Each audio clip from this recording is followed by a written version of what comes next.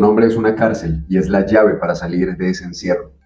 Cuando hablamos del nombre, de la importancia que tiene eso, cómo nombramos y cómo nos nombran, ahí es donde nos damos la oportunidad de reconocer una estructura fundamental en el psiquismo de cada uno de nosotros.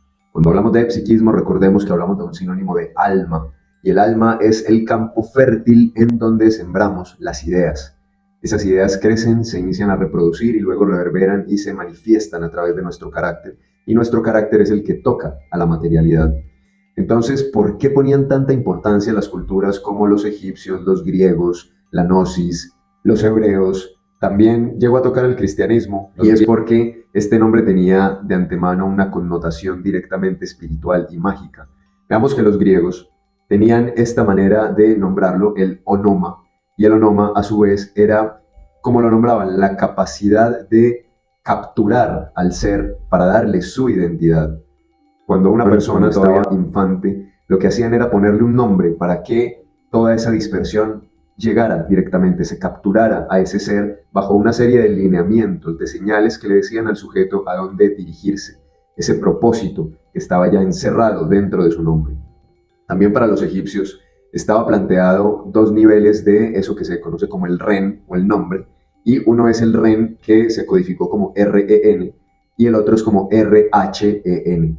El ren sin H era el conocido nombre de pila, pero este ren tenía dos jeroglíficos que era la R en forma de boca y la N en forma de ondas de agua, lo que nos sugiere también que eso que decimos es lo que mueve a nuestras emociones, a nuestros líquidos, como ya lo hablaba Hipócrates en su hipótesis de la medicina hace más de 2000 años, y que era precisamente ese sentido de los líquidos, como lo llamaba la bilis negra, la bilis amarilla, lo flemático y lo sanguíneo, eran esos elementos que se presentaban a través de nuestro carácter y que no solamente lograban infectar o sanar nuestro cuerpo, sino nuestras relaciones y nuestra capacidad de integrar los elementos materiales en nuestra vida.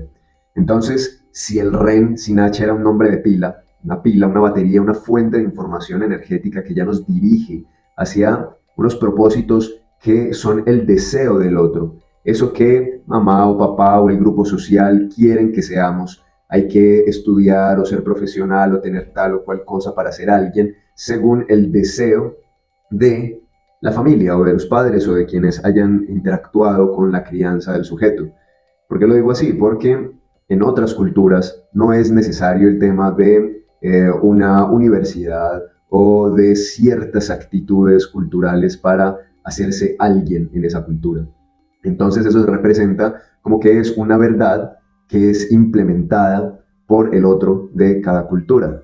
No significa que esté bien o que esté mal. Lo que tiene esto es una lógica que también trato de mostrar cómo está implícita en lo que es el nombre de la persona y que eso genera una especie de cárcel y al mismo tiempo es una llave para salir de ese encierro.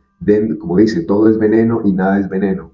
En esa misma cuestión que podría estar implícita de venenos, de una cuestión que infecta a un montón de cuestiones que la persona quisiera lograr, pero no lo logra porque está atrapada dentro de una posición social, dentro de una situación que ha salido de la boca del otro y que le ha movido las aguas, como en el experimento de Masaru Emoto, que ya lo hemos visto tantas veces, cómo los dichos mueven la estructura molecular y cambian la forma del agua. Precisamente eso es lo que sucede cuando nos nombran. Nos empiezan a dar una genética, que es precisamente eso, generar con la ética, con el ethos, con las palabras. Con las palabras generan que cambia nuestra estructura molecular. Por eso tenemos una oportunidad de reconocer cómo todas estas culturas nos han dicho que ahí hay una gran clave, ahí hay una gran llave. Ese Yahvé, por ejemplo, para los hebreos, era el que integraba en medio de ese Yud, Hei, Vav, Hei, que era el famoso nombre impronunciable de Dios, pero que en medio estaba esa letra Shin, que es una de las letras principales de la palabra nombre. La palabra nombre para los hebreos es la palabra Shem, que está incluida, la palabra o la letra, en este caso, creo que es una letra que al mismo tiempo es una palabra, y es la letra Shen, Shin, y la letra Mem. Esa es lo que da el Shem, que es el nombre. La letra Shin es el hálito o el fuego de vida o el espíritu. Y la letra Mem significa agua volvemos a la misma cuestión a la que se dirigían los griegos. ¿Por qué ese espíritu, ese ímpetu, ese movimiento que a través del fuego, que es esa cuestión que se ve implícita, lo que sale de la boca, lo que ese aliento vital es el que aviva la llama, también es el que mueve a las aguas? Entonces ya también tenían una lógica en donde se decía que ese Shem, o ese nombre, era movido por un espíritu que movía a las aguas, que movía las emociones y que cambiaba la estructura molecular. Recordemos que somos más del 70 o 80% agua en nuestra composición orgánica, en nuestra composición biológica. Entonces, también vamos a ver cómo en todas estas culturas, también para los incas, sucedía algo, y es que la palabra nombre para los incas es la palabra suti. El suti tiene dos componentes, y ese su era la esencia, también era el espíritu o el ser, o donde estaba encarnado el ser, también es una manera en la que lo decían, y que le daba identidad. Y el ti es una cuestión de propiedad, es como decir mi ser, ¿sí? Su ti es mi esencia, eso que habita en mí.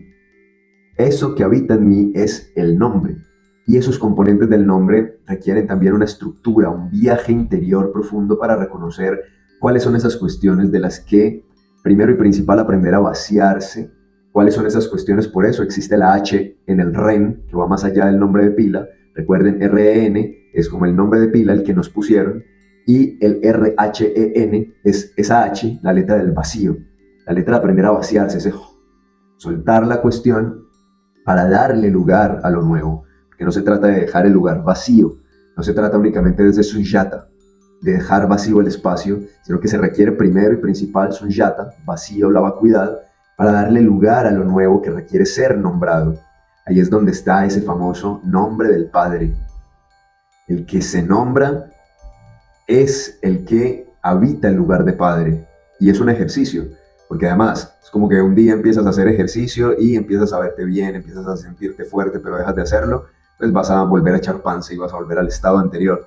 También lo significa así lo que tiene que ver con el nombre. Cuando te nombras, cuando te apropias de tu nombre, entonces ahí vas a darle un vuelco primero a esas moléculas para iniciar a movilizarse en ti, pero también vas a iniciar un camino que si te frenas, entonces no vas a saber lo que hay más adelante, claramente.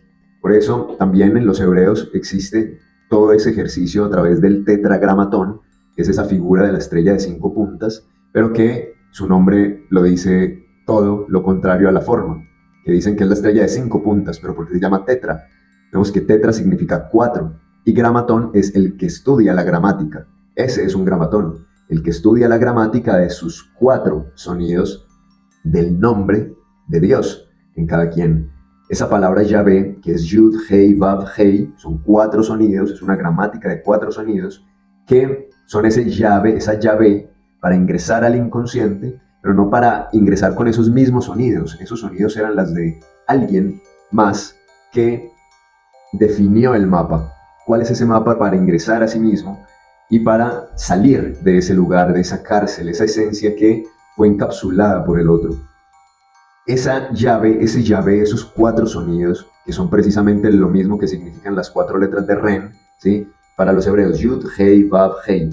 Para los egipcios, R-H-E-N. 4 sonidos, que también los he denominado en esos 4 sonidos del Ren, la raíz, la hermenéutica, el estilo y la naturaleza. 4 sonidos que nos van a hablar de esa raíz, de eso que logramos sembrar en nuestras ideas, de la hermenéutica que va a ser la razón, esa lógica y ese significado y el significante con el que vamos a guiar los sonidos de nuestra vida y todo lo que nombramos en nuestra vida. Desde un ámbito también en el sentido más espiritual, que la hermenéutica precisamente nos conecta con el estado espiritual de cada una de las palabras. Luego el estilo tiene que ver precisamente con que esas ideas les demos nuestro estilo también para aprender a enseñar todo este camino. Y no solamente para hacer cosas, sino a través de esas cosas que hacemos, a través de eso que es el estilo propio, llevar también la enseñanza. Y ahí la naturaleza, que sea tan continuo, que se vuelve natural para cada quien hablar de estos temas de una manera apasionada, de una manera deseable, deseante, y que eso es precisamente algo que conlleva habitar lo que hoy por hoy se conoce como la nueva era, que se habite desde la raíz, como hablan los textos sagrados de la India, en el Upanishads, donde la raíz se muestra que está en el cielo y que los frutos son los que llegan a la tierra. La naturaleza es la que está al final. Lo primero es la raíz, que está arriba, y que pasa por un proceso de comprensión de los dichos.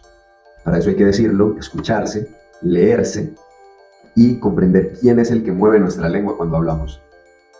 Entonces, todo ese proceso de reconocimiento a través del nombre, a través del estilo, que estilo también es una manera de decir nombre, de decir escritura, ¿cierto? El estilo, el stylish de la letra, de lo que escribimos, de la estructura, es lo que nos va a permitir también aprender a leernos. Ese estilo que también se manifiesta a través de lo físico, el carácter, ¿sí? Carácter y estilo, ¿sí? Los caracteres, las letras, el estilo también es las letras.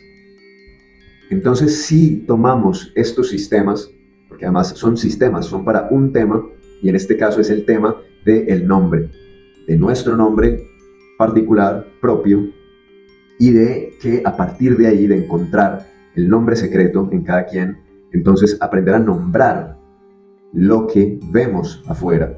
Todo eso que vemos que creemos que es lo real, va a cambiar cuando cambiemos los significantes y los significados con los cuales los nombramos. Como decía en el Crátilo, Sócrates a Hermógenes, que le decía: ¿no te parece muy curioso que los dioses nombran con cierta propiedad las cosas y que los humanos las nombran diferente? Como ese río que corre a los pies de Troya, que los dioses, dice Homero, que los llaman el Janto y los humanos lo llaman el Escamandrio. ¿Por qué lo llaman los dioses con más propiedad Janto que los humanos Escamandrio? El Janto, que le significaba como el caballo inmortal, algo a lo que hay que tomarle la rienda, porque además requiere un ejercicio de alguien que esté consciente de lo que está haciendo, mientras que Escamandrio era una cuestión descriptiva, como arroyo que corre. No significa nada, era simplemente ver lo que pasa y ya, y describirlo, pero no lo que más allá de eso podía significar, como el Janto, como este proceso que además requiere aprender a nombrar con claves divinas, con claves que también nos conectan con la magia y que la magia nos conecta con la divinidad. La magia, cuando es magia orientada a la luz, orientada a los elementos luminosos que dan vida a lo saludable en cada quien y en la comunidad.